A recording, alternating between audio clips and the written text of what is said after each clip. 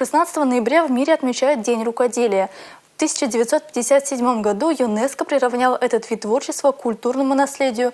Ольга Пырочкина встретилась с одной из мастериц, которая это самое наследие создает. Татьяна Петрова изготавливает уникальные новогодние украшения с чувашской вышивкой. Музей чувашской вышивки в Чебоксарах. Здесь научным сотрудником работает Татьяна Петрова. Для нее самое сложное в работе – остановиться. Уже дома после трудового дня она зачастую продолжает вышивать. Вышивка – это такой вот увлекательный процесс. За счетом времени ты просто не наблюдаешь. И чтобы себя как-то контролировать, я, когда сажусь за работу, я ставлю на телефоне таймер, чтобы лишнего времени не проводить. Потому что здоровье – это тоже на здоровье, конечно же, влияет. Зрение, осанка.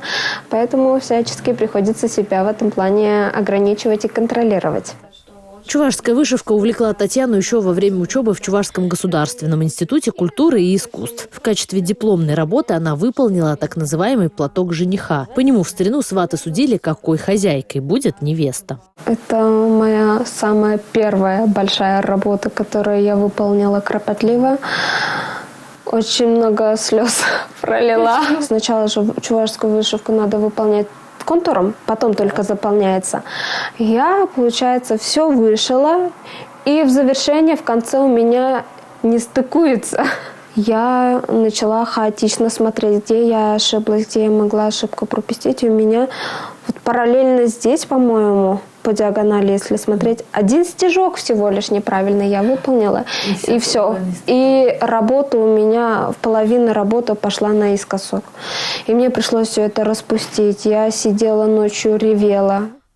В итоге за работу Татьяна получила высший балл, а рукоделие с тех пор приносит ей только положительные эмоции. В этом году мастерица решила участвовать в конкурсе «Новогодний сувенир» от гильдии ремесленников при торгово-промышленной палате. Для этого она создала коллекцию елочных украшений в технике пинкип. Материал, то есть основа ткань, она натягивается на картон. Между картоном и тканью там еще вставляется холофайбер и потом затягивается. Конкурс проводят с целью сохранения и популяризации народных промыслов и ремесел. И, судя по всему, они в надежных и красивых руках. Ольга Пырочкина, Павел Редков. Национальное телевидение Чувашии.